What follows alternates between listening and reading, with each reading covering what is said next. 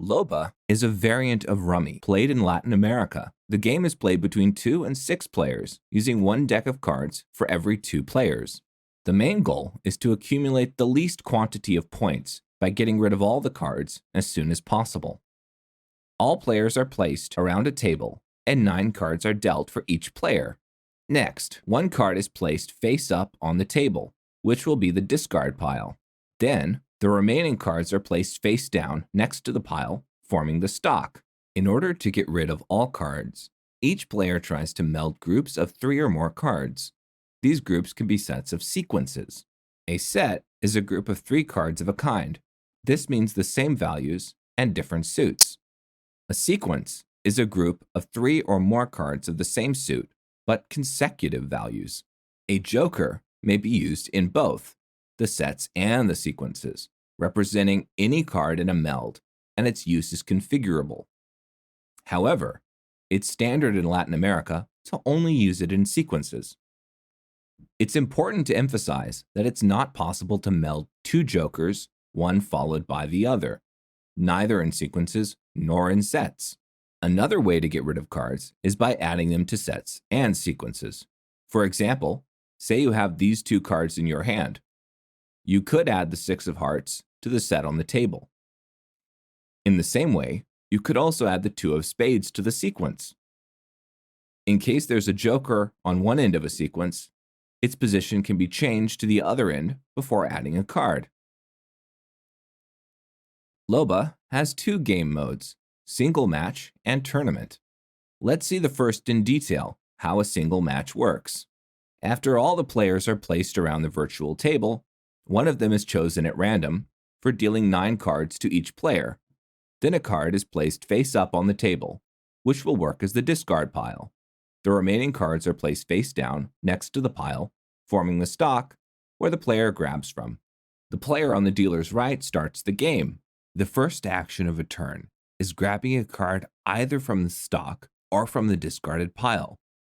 Then you should try to get rid of as many cards as possible by melding sets or sequences, or by adding cards to existing melded cards. In this case, a sequence has been laid down. After that, a king of clubs has been discarded. The last action of a turn is discarding a card, which means it's your turn. If you look at your cards carefully, you'll notice that you could meld a sequence if you steal the king of clubs that the previous player discarded. It's important to mention that if you steal a card, then you have to use it immediately on your turn. You can't steal a card and keep it in your hand. If you steal a card by mistake, meaning that you can't use it in a meld, you can't add it to any set in the sequence, then you have to discard it, finishing your turn as a penalty. I don't know if you noticed, but it couldn't have been possible to add this ace of clubs to the sequence we just melded, since we didn't discard any card. It's not too late for this action, and we can just add it to the sequence. Now we melded everything we can, so let's discard a card to finish our turn. Your turn is now finished, and you have to wait for the next one to play again. The first player to get rid of all his or her cards is the winner. Now let's see how a tournament works. A tournament is composed of multiple matches, and the card values are of great importance, given that players accumulate points after each match based on the cards in hand. These are the standard values of cards. You can configure them however you'd like before starting the game. Let's assume that these 3 players have just played the first match of a tournament, and that the first player was the winner because he got rid of all his cards first. The cards displayed for the second and third players are the cards they had in hand at the moment when the first player won. And so, you can see, the first player didn't accumulate points because he's the winner. On the other hand, the second and third player did accumulate points according to the respective values of their cards. Let's take a look at the entire development of a tournament. Player 1 won the first match, and the second and third accumulated 41 and 63 points respectively. The accumulated quantity of points will be taken into account after each match. In the second match, player 2 is the winner, meaning that she didn't accumulate points and she still has 41 points in the tournament. Player 1 had 26 points in hand, which are added to the 0 points he got in the first match. In the same way, Player 3 accumulated 7 points, which will now be added to the 63 points from the previous match, resulting in 70 points. As you noted, players accumulate points after every match. If a player exceeds 100 points, that player will be kicked out of the tournament. The tournament ends as soon as all the players, except for one, are kicked out. That means the last player is the winner. All players contribute an equal stake to the pot that is collected by the winner at the end of the tournament. Let's see what happens in the third match. Player 1 won again, so he still has 26 points. Player 2 had 18 points in hand, and as a result accumulated 59 points.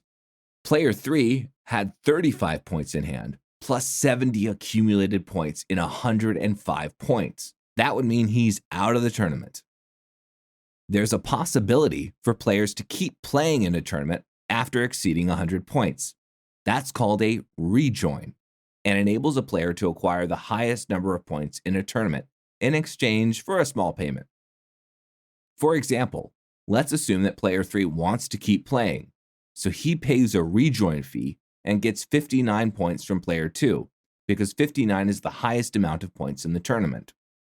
So, the tournament continues with all 3 players, and it turns out that player 3 won the 4th match, and player 1, as well as player 2, exceeded 100 points. Since all players except 1 were kicked out of the tournament, player 3 is the winner. During tournaments, there are 2 additional ways to reduce points. The first way is by melding all of your 9 cards in a single turn. That's called a perfect hand, and 10 points will be deducted from your accumulated points. The second way is by cutting cards perfectly. In real life, before starting each match, a player takes all the decks of cards and makes 2 groups out of them. One group is placed face down on the table, which is the stock which the players take their cards from. And the other group is handed out to the next player on the right. This player is the dealer. If the group of cards to be dealt was perfectly cut, meaning that the dealer can cut 9 cards to each player, and then places 1 card face up on the table without taking extra cards from the stock, or returning leftover cards to the stock, then 5 points will be deducted from the accumulated points of the player who cut cards. Thank you for watching this video. Now you are ready to play Loba. Have fun!